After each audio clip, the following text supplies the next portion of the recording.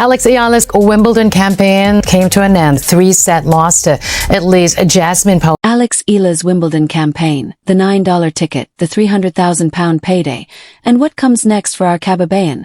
Full Pinoy Pride edition. 4,500 plus words of heart. Analysis at Pag-asa. Alex Eala's Wimbledon campaign came to an end in 3 hard-fought sets against Jasmine Paolini. But the real story is not just the scoreline 6-4, 4-6, 6-3. It's what happened the moment that 21-year-old from Quezon City, Manila, walked off center court for the last time this fortnight. Reports swirled. Some said $9, others closer to £10 or £15, for center court resale seats that were impossible to get just days earlier. Whether the exact digit was 9 or somewhere near it, the story tearing across social platforms captured something Wimbledon's own accountants could not spin. The seat you could not buy on Friday was reportedly the seat nobody wanted on Monday afternoon. And the reason for that gap has a name, a serve, a taped left forearm, and a quote she posted before she ever needed it. Stake your prediction below, Cababayan. Where does Alex Eala finish the US Open in August? And does she leave New York inside the world's top 20? Follow the journey because this is only the beginning of something much bigger than one tournament. Rewind 72 hours. From fairy tale to reality, let's go back. Same court, same historic grass,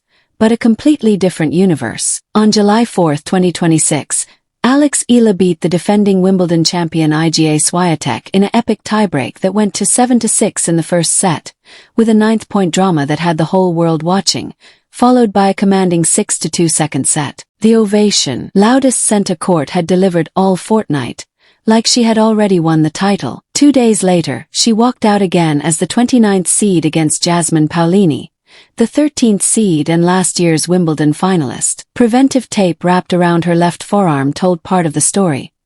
The long season, the emotions, the body catching up after the high of beating a legend. Paolini won 6-4, 4-6, 6-3 on Monday, July 6. Clean match. No controversy. No villain in tennis whites. But if there was a villain in the broader narrative, it showed up an hour later in the marketplace outside the stadium. Viral reports on YouTube, TikTok, and X, formerly Twitter, claimed center court resale seats began appearing at prices so low they read like typos. $9 for the court where Roger Federer once cried tears of joy and defeat.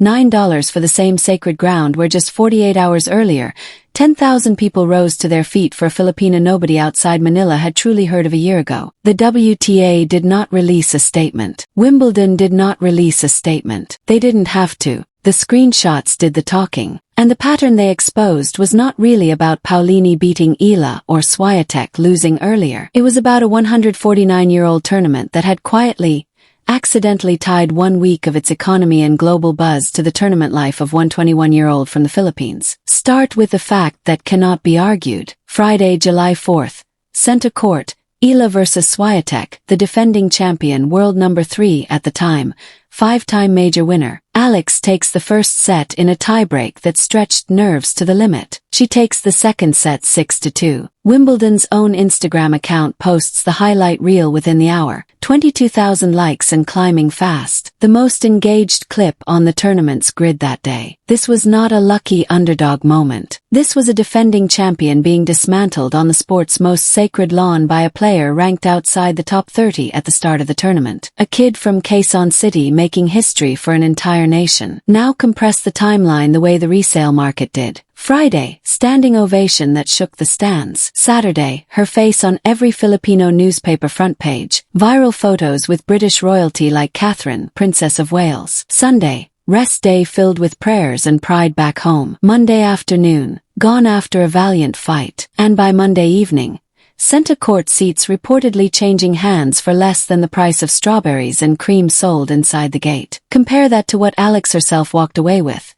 Around £300,000 in prize money, roughly $396,000 US, a projected new career high ranking of world number 28, the highest any Filipina has ever climbed, and a place in history as the first Filipino in the Open era to reach the second week of Wimbledon. While the resale market for her seat was allegedly cratering, the market for her future was multiplying by the hour. Endorsement interest, ranking points, national pride. Everything was surging. This is where the fans who called it early get their moment. Every Filipino who bought a Wimbledon streaming pass because of one player. Every diaspora household in Dubai, California, Toronto, or London that stayed up past midnight just to watch a round of 16 match. The market just confirmed what you already knew in your heart. You were not being overly sentimental. You were watching the tournament's actual demand curve and calling it out loud before the accountants caught up. Fact check. The real story behind the ticket prices here is the sharper fact check that makes the story even more powerful. Wimbledon has always operated a charity resale kiosk behind number 1 court where returned center court tickets sell for around £15 and outer show courts for £10. That system is not new. It is philanthropic by design, with every pound funneled to the Wimbledon Foundation for good causes. So the raw number, $9, £10 or £15, was never the real shock. The shock was the timing and visibility. A system nobody talked about for years suddenly became global headline the moment a 21-year-old Filipina lost a third set. Pattern recognition helps here. Remember Emma Raducanu's magical US Open run in 2021 that quadrupled UK viewership overnight? Leylah Fernandez's Cinderella final run that same year that sold out stadiums? Coco Gauff's Wimbledon debut at 15 that drove a demographic surge tennis hadn't seen in a decade? Every single time a non-favorite from an underrepresented tennis nation catches fire at a slam,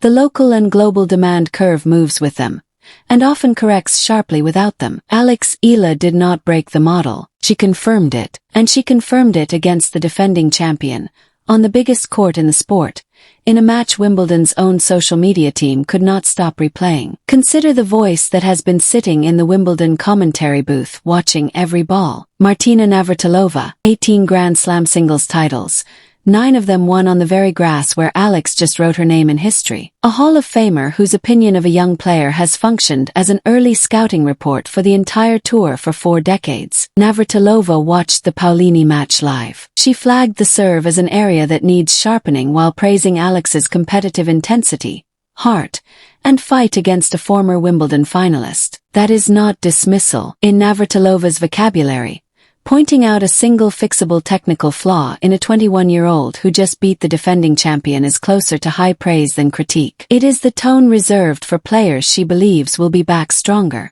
When the person who has won the tournament 9 times treats you as a work in progress worth diagnosing on air, the market's reaction to your absence stops being a coincidence. It becomes validation of your impact. The bigger picture. Southeast Asia rising in tennis. The reported ticket collapse points to something the tour has been pretending not to notice for years. Tennis's next great commercial pull is not going to come from another Central European academy or another Florida-trained prodigy. It is coming from Southeast Asia, where over 100 million people just watched one of their own take a set, and nearly the match, off the defending Wimbledon champion in prime time. The Philippine flags waving on center court. The chants of Alex, Alex, echoing across London. 2 million views on a single highlight clip outdrawing bigger names. That is not a one-off. That is a market signal. Look at the next 90 days. The North American hardcourt swing begins in early August with the Canadian Open, National Bank Open, in Montreal/Toronto, then Cincinnati. Then the US Open starting the final week of the month. Alex's projected number 28 ranking would make her the first Filipina ever to enter a Grand Slam main draw as a seeded player. Every tournament director on that swing is already redoing their session ticket projections. Every apparel executive who watched a Filipina crowd hijack an outer court in southwest London is redoing their endorsement models. The prediction is not risky. It is arithmetic. Within 12 months, Alex Eala will not be a story about ticket prices or viral resale drama. She will be a story about which tournament wins the bidding war for her appearance, her wild cards, even if not strictly needed, and her growing global brand. She addressed the loss without flinching in press. Her serve, she admitted, was not where it needed to be that day. Everyone has days when their best tennis does not show up, she said calmly. The only thing she can control is how she approaches the next one, with bravery, focus, and learning. Then there was the powerful message she posted on Instagram just 48 hours earlier, right after the Swiatek win, before she knew what Monday would bring. She wrote that you do not have to win every time to inspire others, that pressure creates stronger people, and that the toughest moments often shape the greatest comebacks. Read in sequence with everything that happened. It looks less like a casual caption and more like a note she wrote to her future self. A quiet reminder left on the counter before the storm. The $9 or £10 to £15 ticket. The £300,000 plus check. The standing ovation against Swiatek. The tape on her left forearm signaling fatigue. The quote about paving the way for young girls that Reuters put on the wire before anyone knew how prophetic it would sound just 4 days later. The tickets did not crash purely because Alex Eala lost. They adjusted because for one magical week, she made a 149-year-old tournament worth more than it had asked to be worth in global attention and emotion. The marketplace simply corrected the second she stopped playing. That is not a collapse. That is a valuation of her rising star power. Should Wimbledon protect demand for market movers like Alex? Now, the question worth arguing over in the comments and among Cababayans.